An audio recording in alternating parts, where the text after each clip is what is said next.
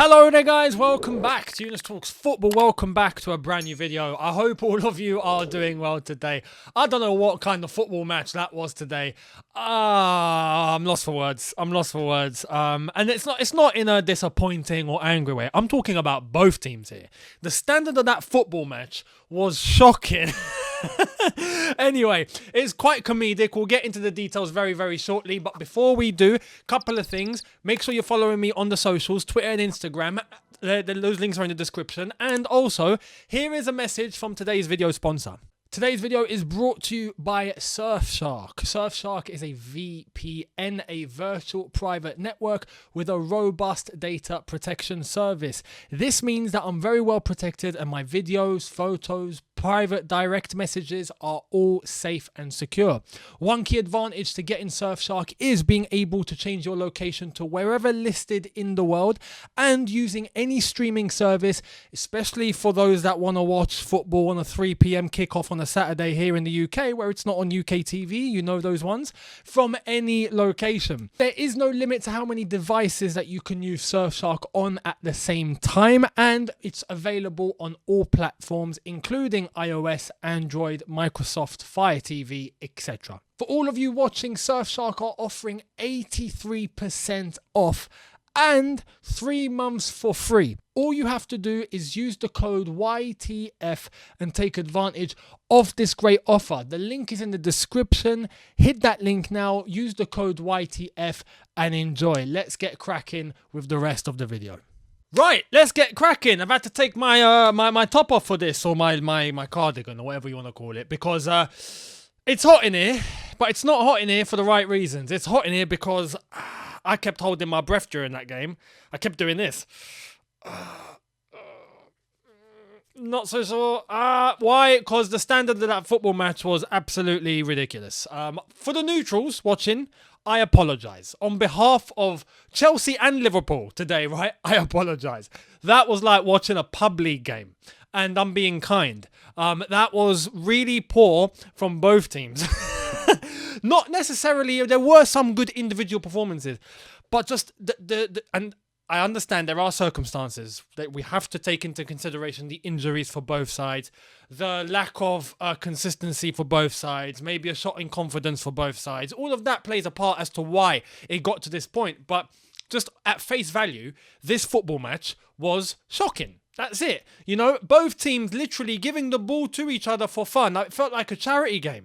You know, you want the ball? Here you go. No, you have it. You have it. No, you have it. Listen, I don't need it. You have it. Look, I'm going to break your legs. You have it. That's basically what it was. It was constantly loads of unforced errors, constantly loads of loss of possession. Liverpool give it to Chelsea, Chelsea give it to Liverpool, Liverpool give it to Chelsea, Chelsea give it to Liverpool, Liverpool give it back to Chelsea, Chelsea give it back to Liverpool, until when there's a chance. Somewhere there's a chance, right? And I have to say, when we're actually being honest, in terms of both teams today, Chelsea, considering both teams were poor, but if you had to pick the better one, it was Chelsea, right? I would say we had slightly more chances. The start of that second half for us was pretty poor. But overall, I think Chelsea had a little bit more of a footprint on the game than Liverpool did. There were issues on both sides. Let me really lay out the blueprint for you guys as to why it went down the way it did. Why is it that both teams are playing poor? You can see that with Liverpool, the reason they are shot for confidence. Completely shot for confidence. There is no confidence. Whoever gets the ball, panicking. Especially at the back. Their defence is all over the place. They haven't got a defence, if we're being honest. Milner was playing right back. I mean, what more do you want?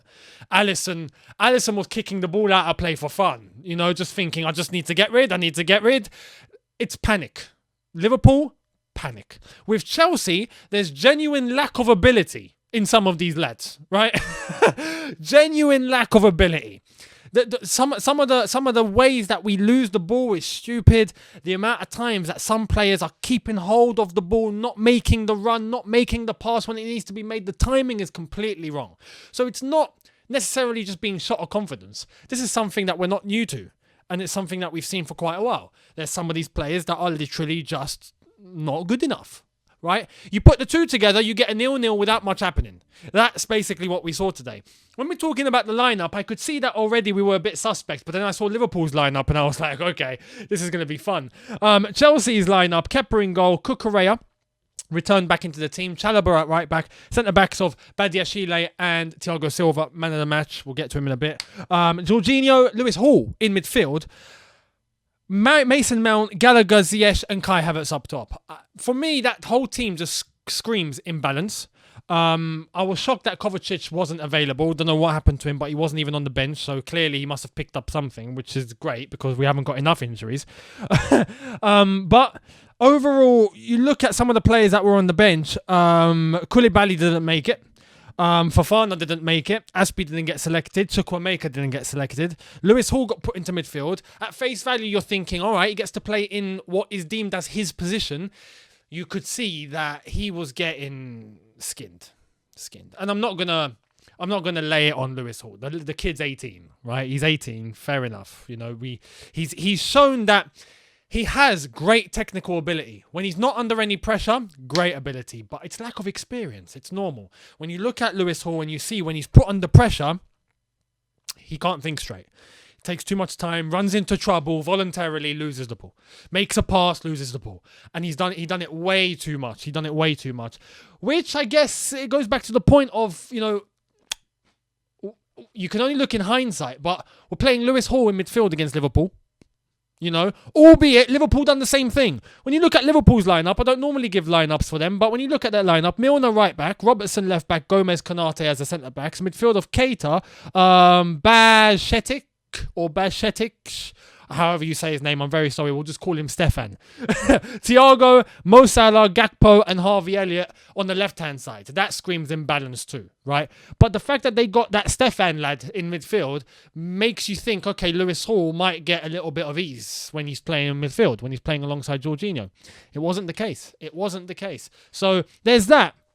Also, just the lack of being a threat up front for us is getting stupid, right? Havertz got a very early goal, and fair enough for that, because for the first 15-20 minutes, Havertz was moving quite well, and then it just stopped, right? But Havertz getting the goal, which was offside, Thiago Silva hits it, comes off the post, Havertz is in an offside position, he hits it in, it's cancelled, it's not a goal. Fair enough. But when you look at the standard, when you look at both teams and the way they played, it was just constant loss of possession. For Chelsea, yes, we looked brighter. Ziyech trying to ping a lot of balls into the box. Mason Mount today, oh my god. I'm surprised he made it out for the second half. I really am. I don't know what's wrong with him. At this point, I am honestly, and I've said this for a while. I even get criticised by some people thinking, "Oh, you're going into Mace a lot too much. You hate him." I don't hate him. I don't know these lads personally. I've met them once. I don't know these lads personally. I don't hate them. I look at their ability and what they bring to the table. Mason Mount right now is shocking. And I don't want it to be a case of, oh yeah, he won Player of the Year, so, you know, we have to give him a pass on everything. Like, no. If he's as good as he's meant to be, he's going to be held accountable even higher than some of the other lads that people go, oh, no, mate, you're just rubbish. That's normal. The same way people are criticising Kai Havertz, because there's not much coming from there. And this guy was touted as a future Ballon d'Or winner when he signed for the club. Do you remember that? Oh, we got Kai Havertz, generational, what a Ballon d'Or winner. Like, we let's face it, we were all guilty of that. Back when he arrived. But this is the thing, you only look at things from hindsight. When it happens, you find out. That's just the reality of life sometimes. You got to give things a chance, and then you're like, oh, okay, so it's like this. That's just how it is. So there's that. The midfield, though, was completely exposed. Conor Gallagher, I have come to the consensus, is not good enough to play for Chelsea Football Club. That's it. If Palace or Newcastle actually want to take him, I feel they can take him. Like at this point, he's not as strong physically as he needs to be. Anyone that comes next to him, he's on the floor. Some are rough challenges, some are not. Some are basic, normal shoulder barges. Some are basic, just putting your body in front. He falls to the ground. He's not strong enough. The time he takes on the ball is an eternity, a week and a half for him to make a choice. He'll make one good decision out of 5. He runs into trouble. opportunities to shoot, he doesn't. He tries to take 3, 4, 5 more steps, like Mason did today as well. Same story. It's not good enough. It's not good enough. It kills the attack. It kills all our composure. It kills all of our momentum. And we can't be having that. We just can't be having that. It's as simple as that. And in defence, look, defence today, I have to say, weren't so bad. Not really much to complain about. Chalobah picked up a little knock, it seemed. I hope he's okay. Kukurea, brighter. A couple of times with Salah, who was looking a bit sticky, but held his own. Badiashile looks composed. He's very calm. I like Badiashile because he just looks calm. He's not erratic. We've had problems with defenders that are just erratic. They get into their own heads, then they start doing some weird stuff, like they've been possessed. Thiago Silva, I feel sorry for him. I really feel sorry for Thiago Silva, man. Thiago Silva, look, I'm sorry you're carrying Chelsea Football Club on your shoulders right now. At 38 years old, the man has literally lifted the club and he's holding it. And he's like, don't worry, I'll stay here, I'll defend. And he does. Man of the match today, and I feel like he can only do so much before he's going to let go. It's normal. The guy is 38 years old. It's going to get to a point where he just can't take the load anymore because he's been holding it for a miraculous amount of time. And he's just going to be like, guys, I think my arms are going. We need to help him, man. Honestly, Thiago Silva is the one that I look at and I go, you don't deserve any of this. You really don't. So, yeah, there's that. We have made the subs later on in the second half. Mudryk coming on, Aspie coming on, Aubameyang and Chukwuemeka. Those last three coming in the last 10 minutes. But Mudryk coming on. First couple of touches, rusty. Absolutely normal. Apparently has not played since November. So I'll let him off. After that, you can see we've got ourselves a little gem. You can see he's an immediate upgrade on technical ability compared to any attacker that we have besides João Felix. I've got a good feeling about these players coming in. I've got a good feeling now. I've got a good feeling. We saw the impact Felix had, and I hope he continues that. The key is to make sure that there are good enough players at that level that are going to support each other. Not like Sterling. Sterling came in, found everyone below him, and then we brought him down to our level. I feel like that's what's happened. With Mudryk, Felix, Madueke now who's come in, I feel like we can keep a certain level of standard high and they can operate there and everyone has to try and catch them, not them coming down to us. Do you know what I mean? Hopefully that's what's going to happen. Mudryk looked bright for the half hour that he played today. Actually, not half hour. He spent a little bit more. 35 minutes that he was on today. Great feet. Good moves into space. The only thing was his finish, his touch. His first touch looks a little rusty. I hope that's something that's going to improve. But his pace, his awareness, his positioning, and his speed is something that I admire, and it made a difference. And I hope that going forward, we can see something big from Mudryk. So there's that. But overall, look, as I've said, is it a good performance? No. Considering the circumstances, we can feel like, yes, we'll take it. But Liverpool were poor today, guys. Let's be real. Liverpool were abysmal. And I really feel like on our day, we would probably take advantage of that situation, but we didn't. And this is where it's going to come back to bite us, because now we've played one extra game compared to all the teams around us, and we are still in 10th. We are on 29 points. Aston Villa on 26. I'm actually going to show you the Premier League table. I might as well at this point.